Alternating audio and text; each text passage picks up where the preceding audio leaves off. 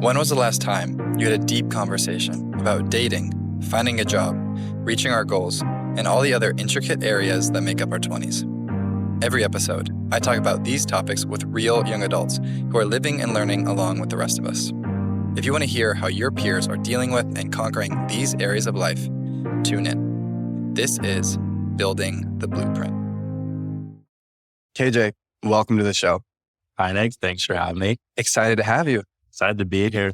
KJ and I worked together on IFC for a year, and that's where we met. Don't see each other as much nowadays because we're both vacationing, but excited to have you on and have this conversation. I'm excited to be here. Always good to catch up. Forward to it. Yeah. For those listening, in 2 minutes or less, tell us everything we should know about you and how you became the man you are today. Yeah, definitely. My name is KJ Horsley. I'm a senior at the University of Oregon studying finance and economics. I'm from Clackamas, Oregon, or outside of Portland. I'm working in consulting post-grad. And Nick and I have been able to share that experience a little bit too, aside from IFC. And then aside from just more rigid stuff and professional aspirations, I'm big on hanging with family and friends, exercising. I love going to the gym, things like that. Yeah. You do a lot, whether it's working or gym or just having fun. Especially in college, I think it's really hard to set boundaries between those things because our worlds are so interconnected. Yeah. Like, how do you set boundaries between work life and personal life and school life? Yeah, to be completely frank, I'm a person who's really get it done ahead of time and then you can relax at the end. Obviously, that system doesn't work for everyone.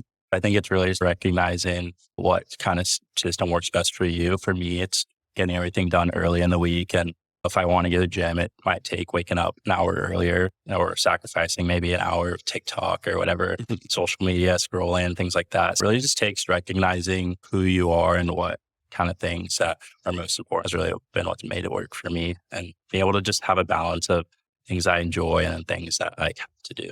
Makes sense. What time does your day typically start?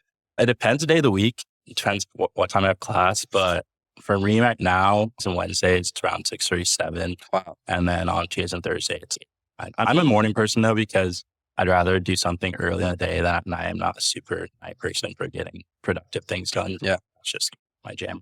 Yeah, I'm the opposite. Really? I'm productive till 1:30 if I wanted to be.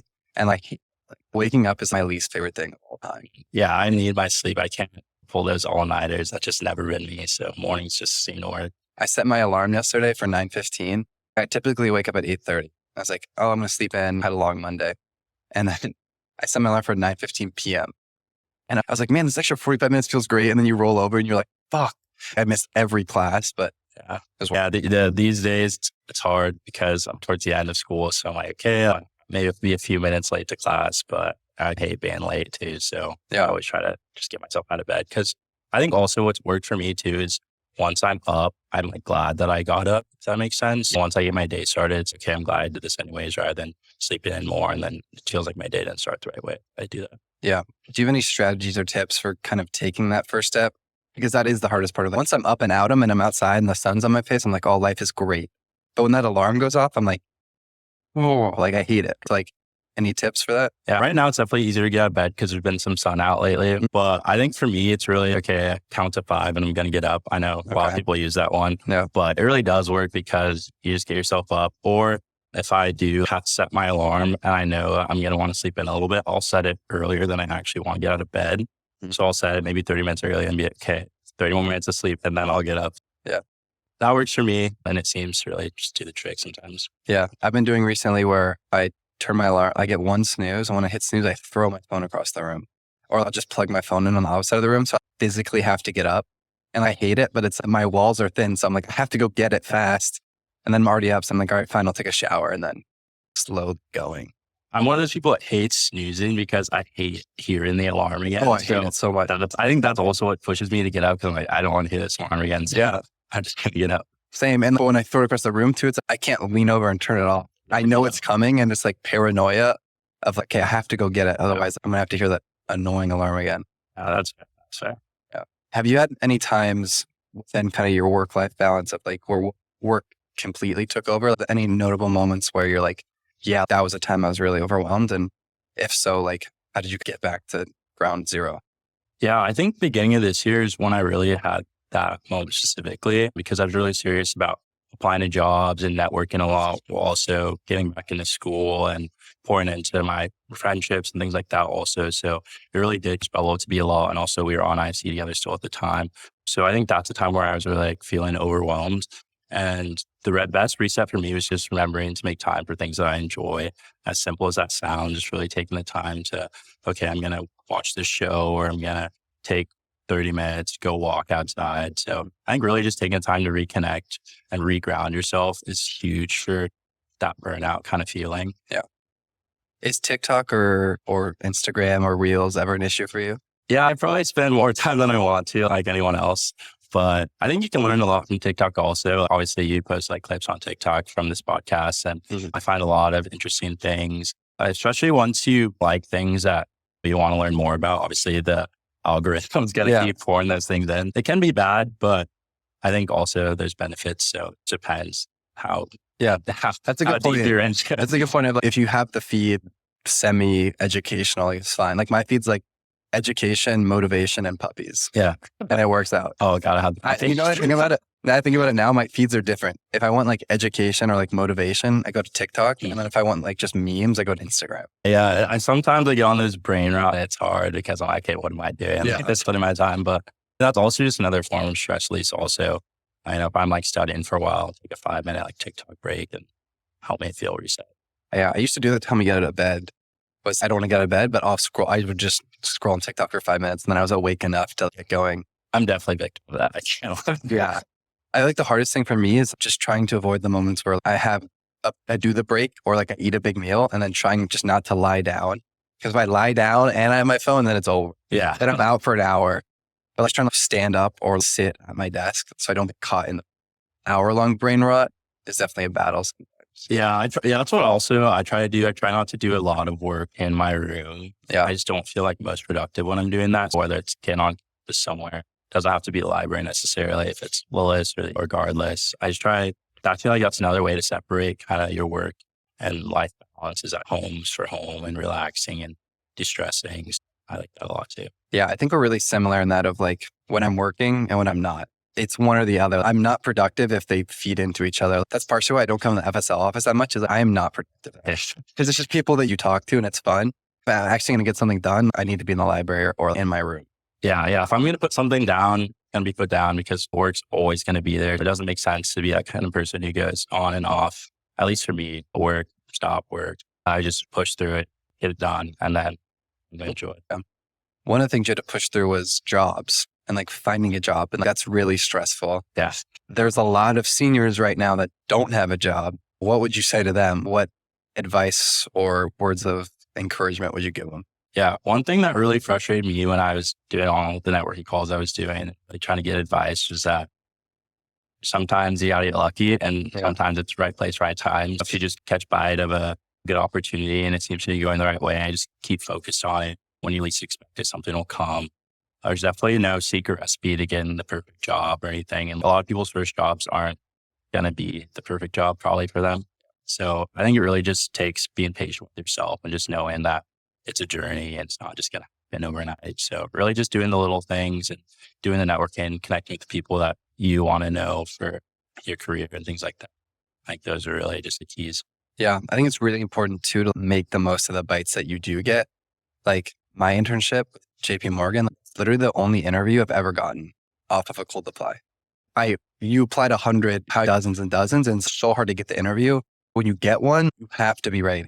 I don't know if I ever told you this, but my McKinsey interview I had was off of cold apply. Really? I didn't know that. And no one ever believes me when I say that because obviously it's McKinsey and things like that. I obviously didn't end up not getting the role, but it was great experience, obviously, because once I got the interview, I was invested. I was like, okay, I'm going to get this like now. But even though it doesn't work out, you're interviewing with the best and the brightest for jobs like that. And so you can always have takeaways. They were great at giving feedback too. I think it really helped with my confidence too. Okay, knowing I can get an interview there and coming from a non-target school especially, and then be able to still show my skills. I think that really helped just refocus me too.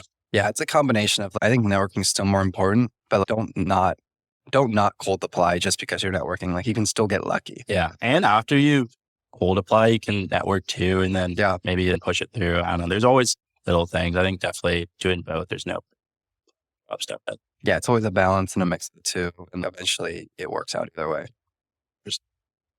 So one of the things I'm really excited to talk to you about is being social and confidence and things like that. Because for those listening who don't know KJ, KJ knows a lot of people. Like KJ's pretty popular and he's humble. He's not going to agree to that, but KJ's pretty popular. Have you always been so social, or has this kind of been something that's just you've grown into? You even see yourself as social? I think it's yes and no. I think when I was growing up, I was someone who could, have conversations, and I was always open up with my friends and things like that. I wasn't someone who'd go up to someone random and, have a conversation. Hated public speaking. I still do, but that's besides the point. But I think one thing that really was a changing point for me is I worked at a coffee shop during COVID, and obviously they want you to talk to customers there, especially places like kind of like Dutch Bros and things like that. It was that sort of business model. And they wanted you to talk to people so they wouldn't think about waiting for their drink thing. Yeah. And so that really pushed me out of my comfort zone because I hated just making small talk before that. I only like talking about like interesting things or things that I found interesting. And so that really changed my viewpoint on that. Because you can really have interesting conversations if you take interest in other things that people like, focus on the small things and see, when we talk about this person's eyes lit up, why don't we talk about that more? And also, I think just being genuinely curious is something that helped me become more social, because if it's something I'm unfamiliar with, I love just learning more about it and getting a different perspective. I think that's also why I enjoy listening to podcasts. I don't know about you, that's like how my brain works. And so once I use that skill more, I think I was able to become more social and just in more environments where I was talking to people. Yeah, I think that's great. Working in the coffee shop is such a good place to practice that and get good at that. Because you're so right. Like a lot of it is just curiosity. It's like it's a combination of the curiosity and then a little bit of confidence. And then the more you do it, the more your confidence helps with the curiosity. Yeah. Yeah. So please. And places like that, how someone's going to be coming in. Like if you're having a horrible day, like maybe they're not a morning person or they're just on their way home and they need a little pick me up. So really just being able to be agile and respond in different interactions. If someone comes in, hey, how's it going? They're like, horrible. Okay. So just be able to be dynamic and not have to get personal if someone's not in a talking mood, because I think that's also the thing about social settings and being social with people is that it's not everyone's thing. And so if you can't get them to open up or you can't get them to, invest in the conversation, it doesn't mean it's necessarily your fault. You're not at the right time. So. Yeah. I was thinking what's great about that too is you have a reason to be talking to them. I think at least for me, like when I was definitely super introverted in high school. And so I was looking for opportunities to practice talking to people. But it's like going up to strangers or like being in a mall or whatever and talking to people. I don't have a reason to be talking to you. I'm just cold approaching you. You had a reason to be talking to you. Yeah, I'm making your coffee right now and I'm making small talk. It makes it easier for anyone who's not confident enough to start a conversation with someone cold. Yeah. To really get the reps in and have a reason to get the reps in. I think I do that same approach. I think it's same with meeting people, right? Like it's easier to meet somebody when you bring your friend and you're like, oh, this is Nick. I'm like, oh, nice to meet you. And now I have a reason to talk to this person. Yeah. So walking up to them at a bar and being like, oh, what's your name? It's a totally different. Yeah. I'm still not one of those people. I just really struggle with cold interactions. I think that was a big thing for me over with networking is that you're setting up a call and you've never met this person before and you just got to go. But at least you have me and like point of the conversation. I think that's a thing that's different about if you're meeting someone at a bar, outside, at school, something like that. It's just, what are you going to talk about? Yeah. So I think I still struggle with that, definitely like most people. But yeah, I think just being curious and just being a friendly face is always good. Yeah, absolutely. And just like, you just gotta view it as like a game at times. You can't take it personally or too seriously. It's all just practice and fun. And it's interesting improv lesson too, of trying to find ways to go with it because some people are better and happy to talk to. And then you also realize pretty fast, like, this person wants nothing to do with me. Like you were saying, they're having the bad day. And the whole thing's super interesting. Yeah. I feel like the most social people I know, I'm sure they have a bunch of awkward interactions, but they just don't let it get to them. Oh yeah. I was talking with Emma about that. She was like, yeah, sometimes I'll talk to people and she'll be like, hey guys. And no one's she's like, no one gives me anything. And she was like, that's the worst, but I don't take it personally. Exactly. She was like, for the plot. And I'm like, I love. Yeah, no, she's the best of that. We were talking about this as a great person to talk to and just conversations with. I think that's because she just is comfortable with who she is and like how she interacts with people. So she doesn't ever just with second thoughts. Yeah. Being comfortable in your own skin is so important. Authenticity, people definitely attracts people. Yeah, I agree. You're around a lot of really impressive people, especially with OCG. Do you ever deal with imposter syndrome or comparing yourself to others and bringing yourself down? Yeah, I think imposter syndrome is something that I go up and down with a lot. Especially when you get in new environments, you kind of question if you should be there. I think what works for me and how I really bring myself back down is I think about all the steps I took to get there. Everyone has a journey and everyone has a way that they get to where they are. And so just being able to reflect on it and say, okay, oh, remember when I was, working on all these assignments, doing all these calls, and that's what got me here. And so being able to give yourself the credit you deserve. I think that's something that's super overlooked is people, who have imposter syndrome, they go, I'm here, but should I be here? It's okay. You didn't just get here out of nowhere. So I think that's huge for me and something we'll continue for a while. Yeah, I like that. I think building off that too is having the mentality of you don't have to prove anything.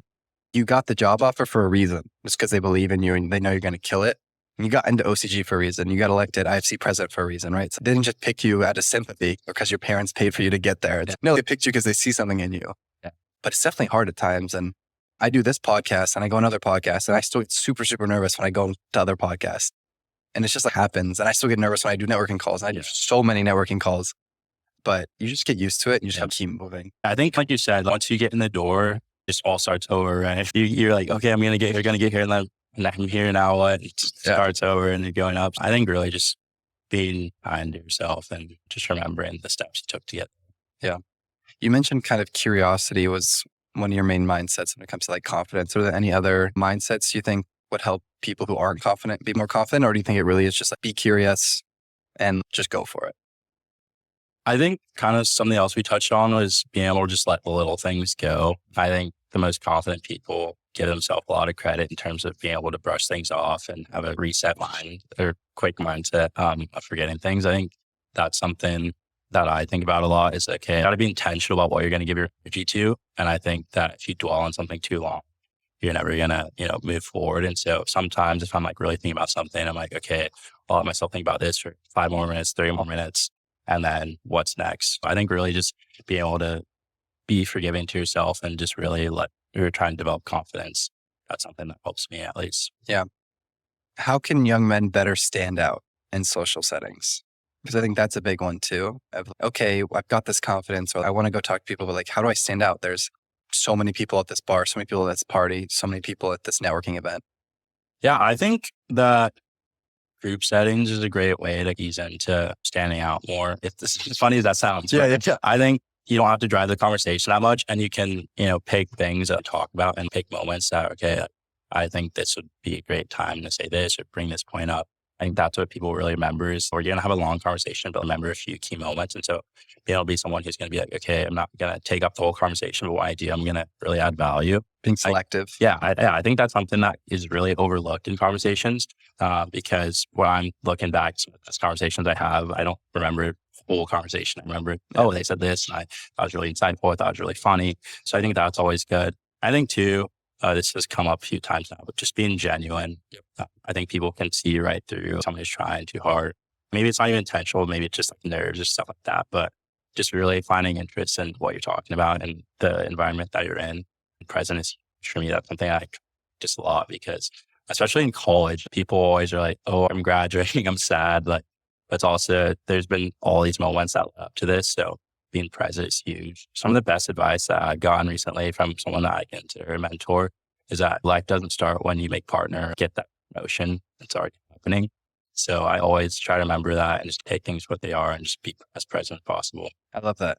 And you can tell too, like when someone feels comfortable in their own skin, like you feel more comfortable. This is a terrible example, but but my buddies and I are watching The Bachelor and we're watching the show and some of these people like go out with The Bachelor and it's just like we're cringing inside. And then some of them go out and we're like, oh, like you take the deep breath because it's just comfortable. It's just natural. It's not because that person's funnier or hotter. It's just because that person's like more comfortable in their own skin. Yeah.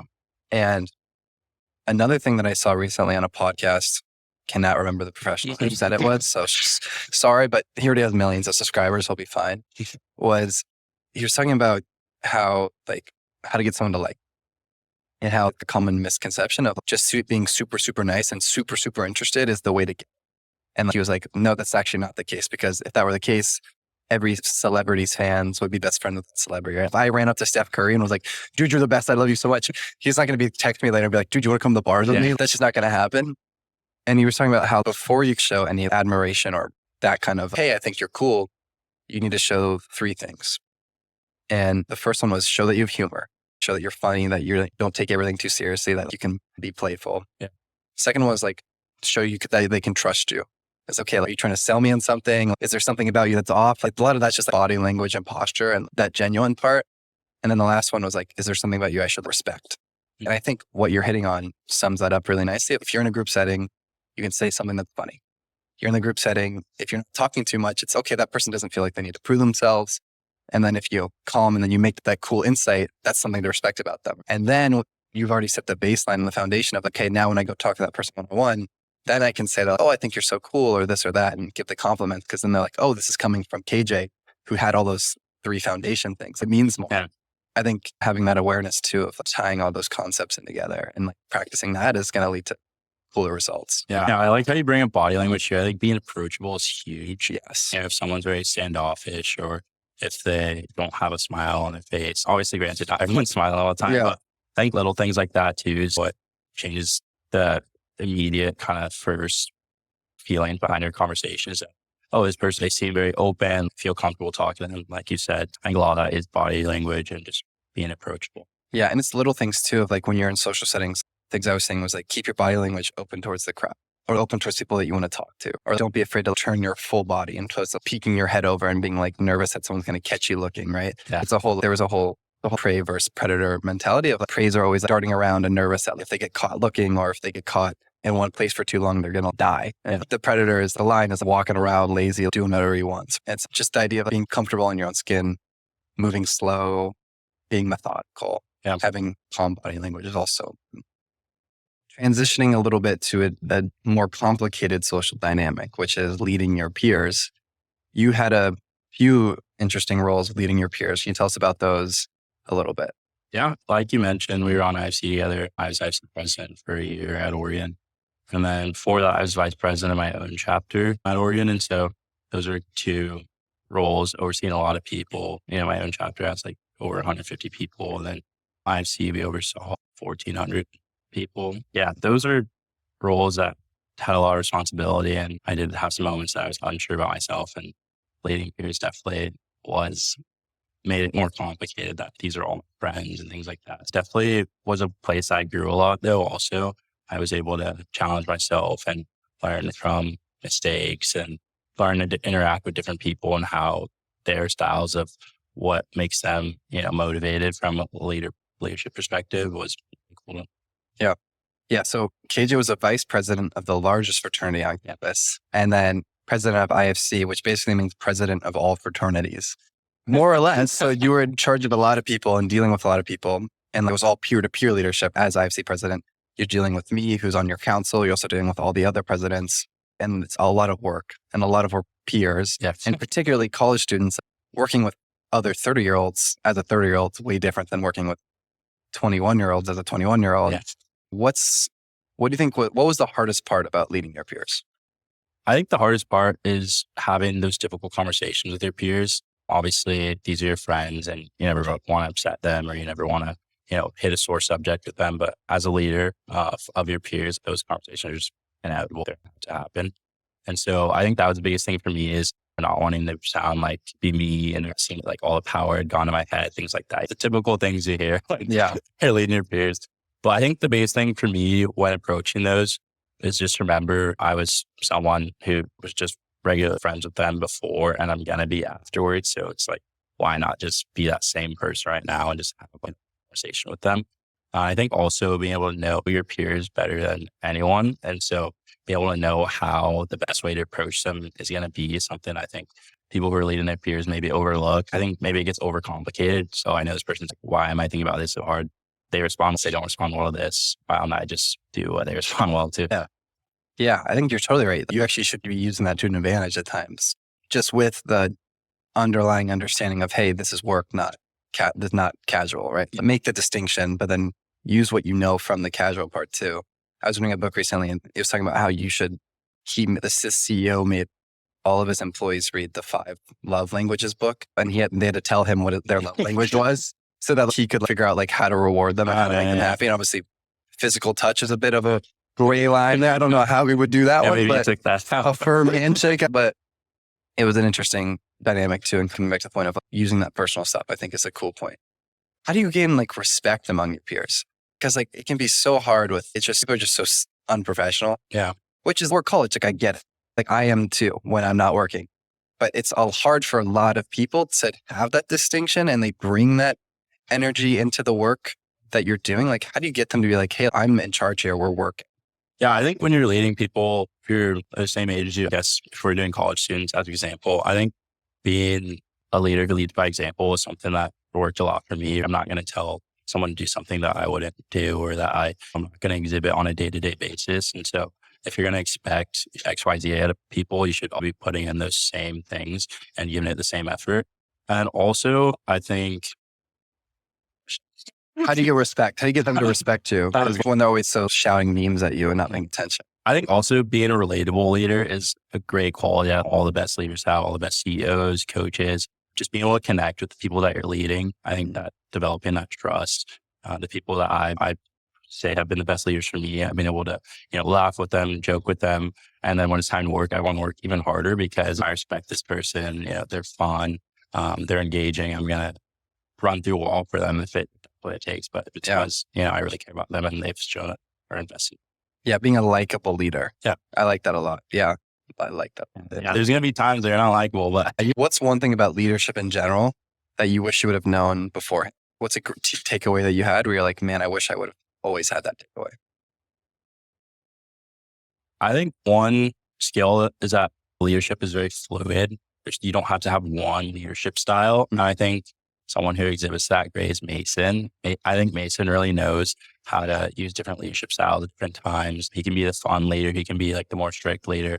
I think that's something that I was able to learn and take into my own. At different times, you're going to call for different styles of leadership. And so I think if I would have known that before, I probably would have been a more successful leader.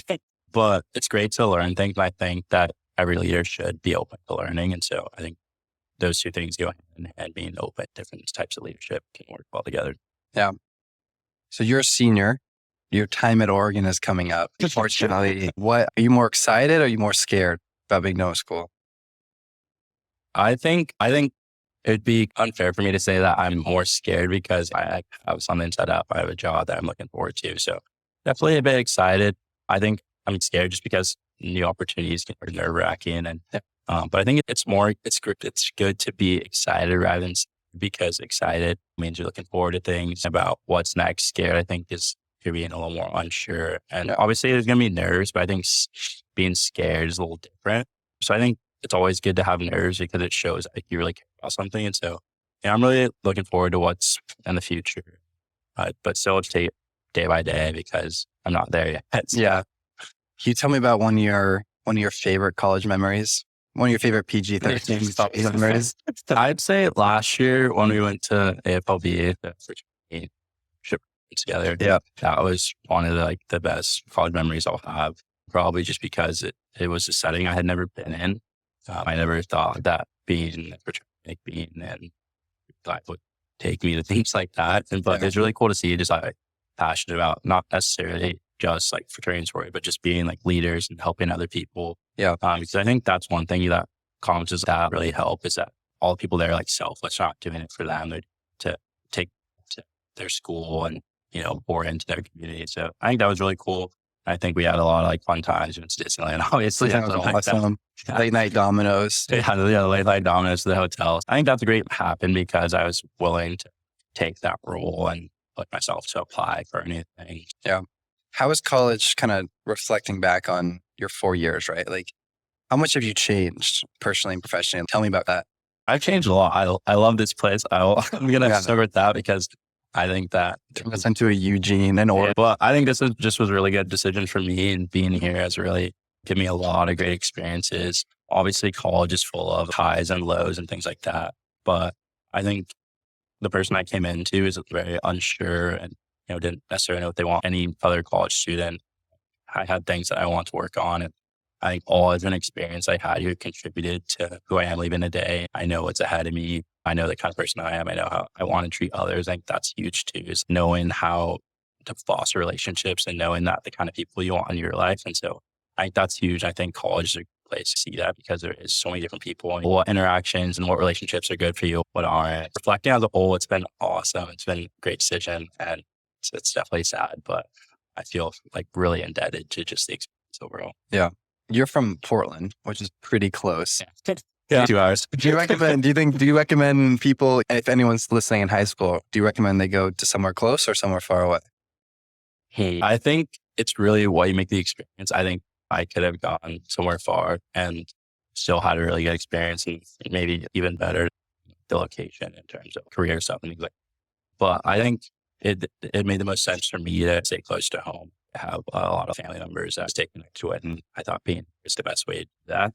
I think it really depends just what you're looking for in that experience. If I would have known more career-wise what I want to do exactly, and maybe I would have targeted different areas of the country. And I think also like where you want to see yourself living long-term, you should probably try to go to college. Yes. Yeah, because being at Oregon, I applied for jobs across the country. It's a little hard. And it definitely there's less opportunities because obviously if we have on-campus degree and things like that's how I landed.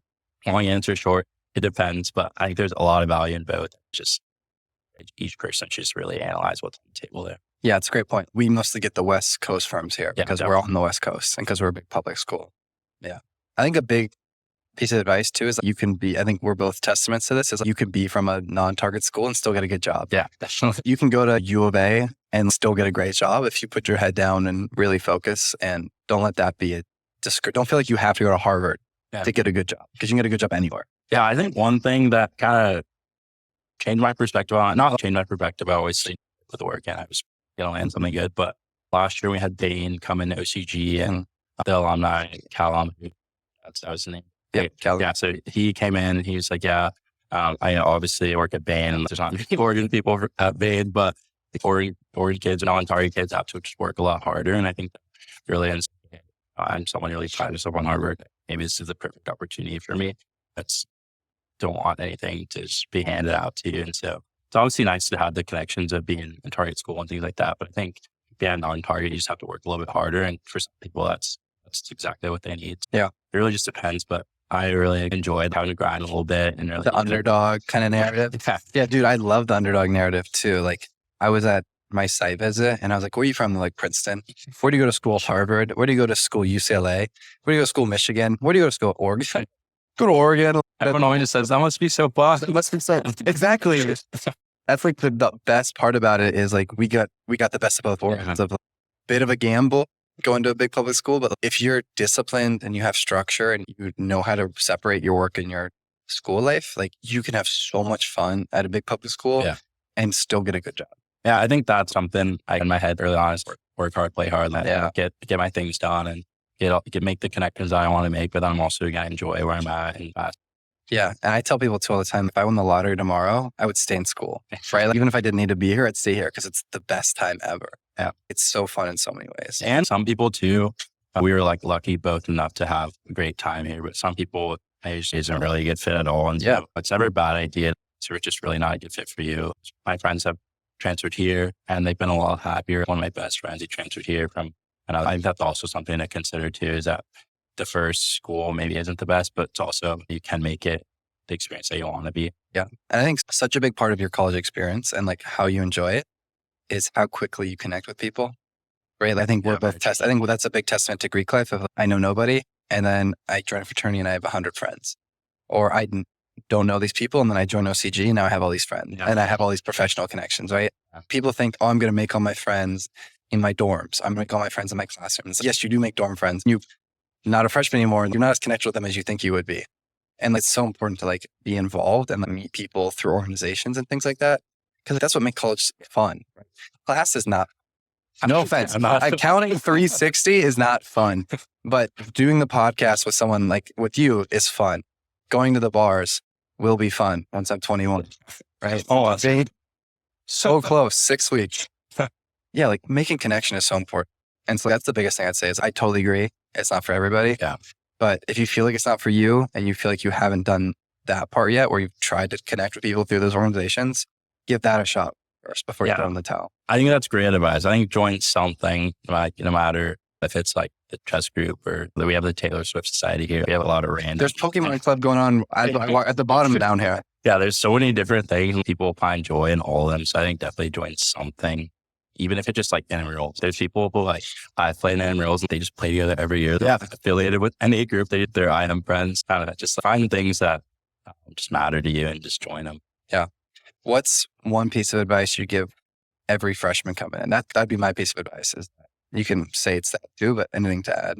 I think we've brushed on this a lot, but college is a place where they're always forward, but present where you are. And I think that's the difference between, oh, I wish I would have done this more times, or I wish I would have, talked to this person more. And so I think really just once you get there, don't immediately start planning ahead. I think taking it for what it is and doing things I like to do in the present and taking every day for a new start and new things is definitely the way to go, and not just always looking forward, because then you'll just be done with it before we get here. I'm curious. We've known each other for a year, and I've had my chance to ask you some of the questions I'm curious about you. Do you have anything for me? Because we've known each other, we've had our dominoes, but we've never had real deep conversations. Is there anything you're curious to know about me while we're here? Yeah. And if not, no worries. Honestly, yeah, I am curious. What kind of was your drive behind getting into on it? Just because obviously not a lot of people do that here. The person I know, and you're just really motivated at it. Was there someone else that you saw, or someone you watched, or you saw this is it for me? I like this a lot. So. I think part of it, how it started, was the underdog mentality of everything that I teach and that I talk about ultimately stems from me not having it. So the biggest thing that I'm talking about and doing keynotes about and presenting about is structure. And how structure can help you change. And the key thing for me there is you have this thing you want to change in this way. Let's help you do it. And for me, especially growing up, middle school, dude, I was the man. I was the man, bro. I was on all the sports teams. I had my friends. I had my friend group, and then also the cool kid friend group who played sports. Go back and forth. I was dude, I'm the man. And then I went to a different high school than everybody else. So I didn't know anybody. I knew 4 people coming in, and I wasn't even that close with any of them. Yeah. And then I just shut down. And I was didn't talk to anybody, played basketball. That was it. Had my 3 friends from there. Yeah. Wasn't even that close with them at that time. And then COVID hit. And it was just a terrible spiral. I was you're just sitting in a place where you could be doing more. Yeah. It was I wasn't confident, but I knew I wanted to be. Wasn't in shape. I knew I wanted to be in shape. Wasn't a good public speaker. I could go on and on. There were so many things that I wanted to change about myself. And change was the key word for me. Yeah. And I just couldn't. I didn't know how. And I tried and I failed and failed. And that was the motivation for me, was all this work was okay, the last 5 years of my life have been figuring out and experimenting. How do I make that work? Yeah. For me, it's a lot of that is books and podcasts. I've been citing podcasts because I love those podcasts. And I read 20, 30 self-help books a year. And I have all these people that I network with and mentor with. And then even most importantly is I try these things and I eat shit all the time. And these things that I learn in these podcasts, I'm that didn't work at all. Yeah. Don't do that. Or, oh, wait, this actually worked really well. Do this. And for me, that all stems from just wanting to share that with others and being this is something I'm passionate about. It's also something I get to do and then continue to grow. I get better at it every, I'm better now than I was a month ago when it comes to that. So it's something I enjoy doing, something I love teaching others about. It's something that challenges me every day. And it's something that I think is important for the world. So yeah, something you wish you had. Yeah. And so that's where it all stems from. And that's why I enjoy it. And I'm trying to set that up. Anything else? I think that's kind of wanting. We have a closing question. We have a closing tradition on this podcast, KJ, that comes directly from my favorite podcast, which means a lot because I listen to a lot of podcasts, called The Diary of a CEO. Oh yeah, yes, I've heard that. In which the last guest leaves a question for the next guest, not knowing whom they're leaving a question for. Okay. And the question that has been left for you is, what is one thing you think everyone below the age of 18 should know? Oh, I think over break, I went home and watched high school basketball at my old school with some of my friends. And I was looking at the kids and I was what I wish I would have known is that these games don't mean as much as you build them up to be. I feel when you're younger, even now, I feel you just in your head, you think things are way more serious, way more intense. Oh, I don't want to embarrass myself for my friends, especially in high school. But I think just really realizing it's not the end of the world and life's going to go on. So you don't need to really build these things up. Obviously, things should be important to you. You should care. But I think there's a difference between caring and then also dressing yourself up to the point where you're going to mess up anyways because you're so nervous. So I think really just Yeah, really just knowing that things aren't end all be all, like the end of the world, which is very cliche, but it's so true. And I watched movies growing up, and every movie was says that it's not the end of the world, it's not the end of the world. And I was just like, oh yeah, that's a good movie, but it's actually true. And so I wish I would have taken that advice too. But Yeah. that'd probably be it. KJ, thank you for coming on. Thanks for having me.